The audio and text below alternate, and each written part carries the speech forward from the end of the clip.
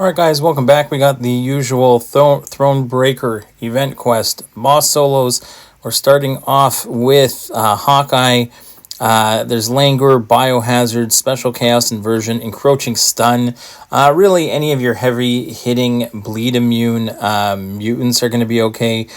Just have to watch out for reverse controls on his special and the Encroaching Stun. And I guess you don't want your power to go down completely to 0. So if he power drains you to 0, that's going to be annoying. But if you just evade the special inverted, which is really not too bad on Hawkeye's special 1, then you can just see here I'm waiting out the another special and quickly going to drop my special 2 because of the encroaching stun. And Onslaught's going to do a pretty good job.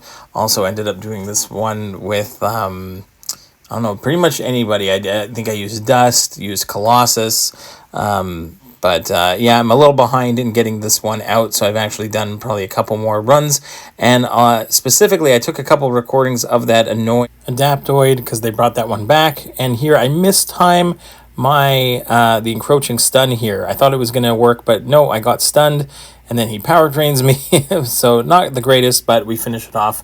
Pretty easy fight there, at least the first Hawkeye. Not too bad with the right counters there. Next up is the Adaptoid. I actually have 3 of these for you.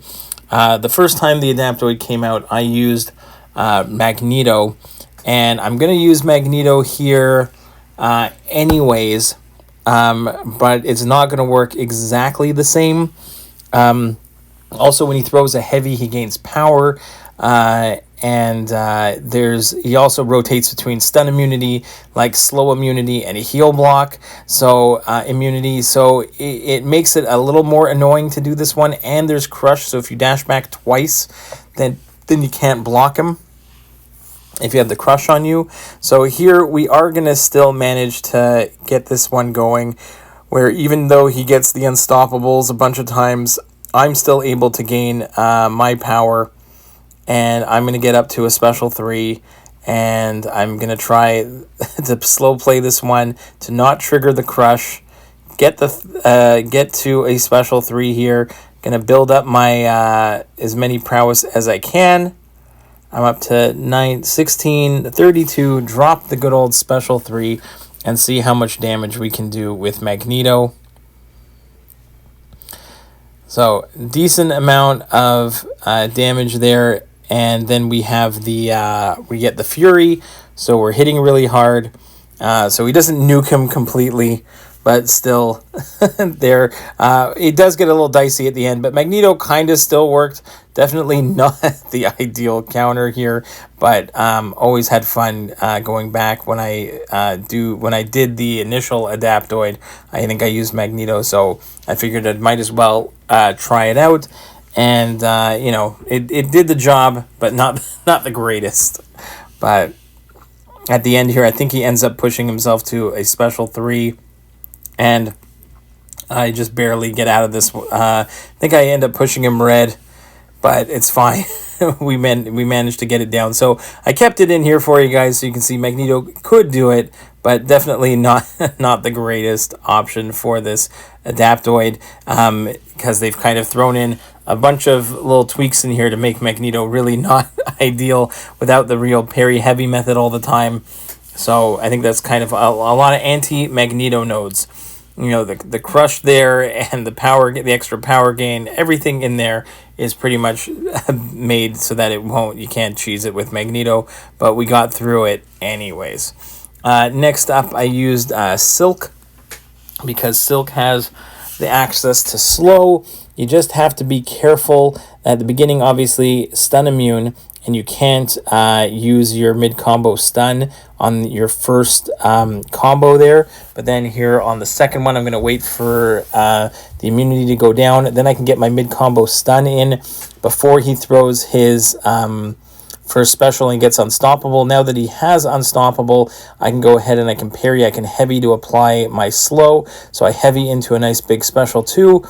Gets a ton of damage down, and then I can go ahead, and as long as I keep my, I end up going Striker into a heavy to reapply the slow, even though he was in the stun immune phase.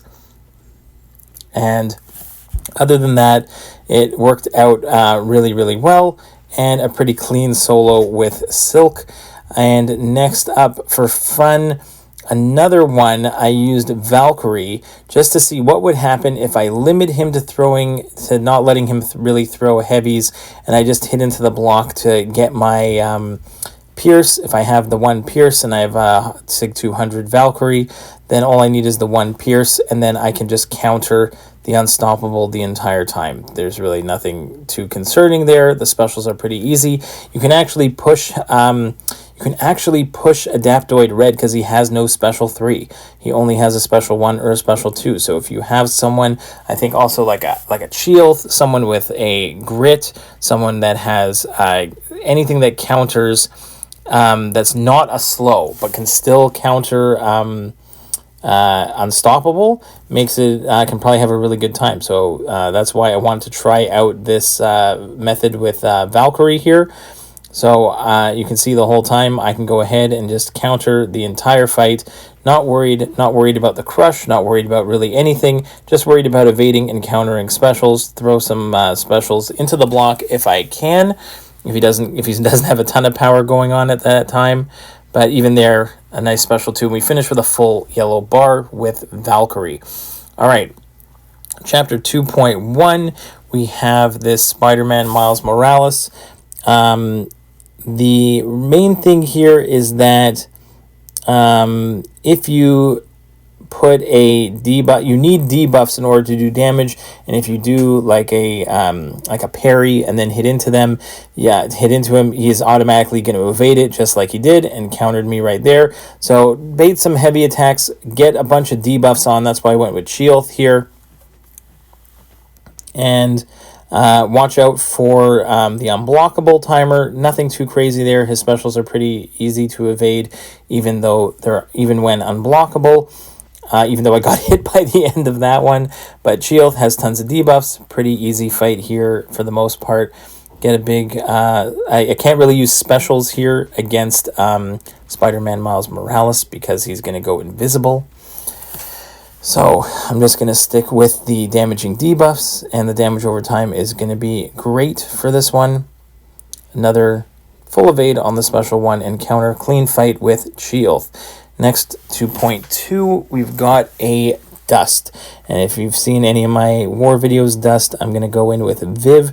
The main thing here is that there's a chance for auto block, but you're to auto block basic, like medium and light attacks. But if you knock Dust down, so I'm going to go for a heavy right away. And now there's a timer on the top, the second one from the right. As long as you keep hitting Dust, that auto block timer is going to disappear. So at this point, now we're mainly going to stick with our usual Dust style of gameplay. Even though I got clipped a little bit there, I'm going to have to back away. Here I'm going to heavy again to start that timer once more because I let it fall off. But I get to my special 2, and then I'm going to get my unblockable special 1s, and I can evade the special 1 no problem. I can get easy access to openings because I don't have to parry to get my opening. If you don't parry, you're not triggering that Dust on the medium hit. So we get our a couple unblockable special 1s after the special 2, and bye-bye Dust. Here, this one I probably could have done better. I brought in Shield again. We've got Joaquin, Torres here, Falcon. There's going to be non-crit hits are going to put a debuff on you. So again, I just picked Shield as someone that can shrug off a lot of debuffs. Had never looked at any videos for this fight going in, and like you can see, there's a chance per every non-critical hit to put on a random debuff there. So that's going to be very annoying, but we're putting on debuffs here. He is going to get some unblockable there. I'm going to wait for that to fall off. Bait that special 1, and yeah, I was trying to figure out the timing there, which I kind of messed up, which is fine. And there's also special delivery, so you got to be throwing specials. But for the other than that, it wasn't too bad. Again, class advantage, Lots of chances to shrug off debuffs, lots of chances to put on debuffs. Watch out for the unblockable and special delivery. Make sure you're throwing your specials before those 15 hits there. And then once, again, I just kind of waited to see what that end of that special looked like. Take a look at countering that heavy kind of Archangel style with those wings going around. But nothing too crazy there. This was more of a feel it out, see what was going on with this fight. And try and get there. Again, you can see I was kind of short on slow countering that heavy, but we end up getting through it no problem. And last but not least is Arnim Zola, and we are going to use Viv. Worked extremely well because Arnim Zola has a ability where his first light and medium I think are non-contact hits, and he gets charges that are going to mess with you, and the way to reduce those charges on the top right, you don't want them to get to 20, and knocking him down with a heavy is going to remove 10 of them. And there's make a stand, so you need to knock him down in order to do damage. So with Viv, we have super easy access as long as we back away and get those solar energies. We can just go ahead with our phase into heavies and then phase into our special 2. We can get our unblockable special 1s, and all at the same time while I'm just getting used to evading this special 1, which kind of has those 2 beams. The timing on it is a little weird. I definitely get clipped a few times, but here we're going to go ahead and get our unblockable special 1, or just our special 1 there. He was still had he was over a bar of power. So I can go ahead, evade this, and then I can go ahead if I want and throw another special 1. Viv has the passive heal block. He has arc overload, so he's going to be getting healing unless you heal block him.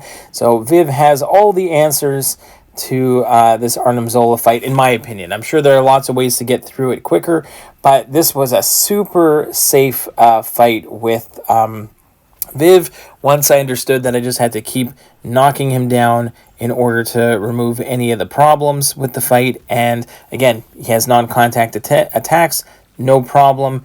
Doesn't matter. I don't have to be a reparry master. I can go ahead and phase to knock him down. I can get my medium in if I want my heal block, or medium light medium, any medium ending combo for the heal block. And you're going to see, and again, really nice fight there with Viv. Hope you enjoyed all the fights, guys. Hope you have a good time in Thronebreaker EQ. See you in the next one, guys. Bye-bye.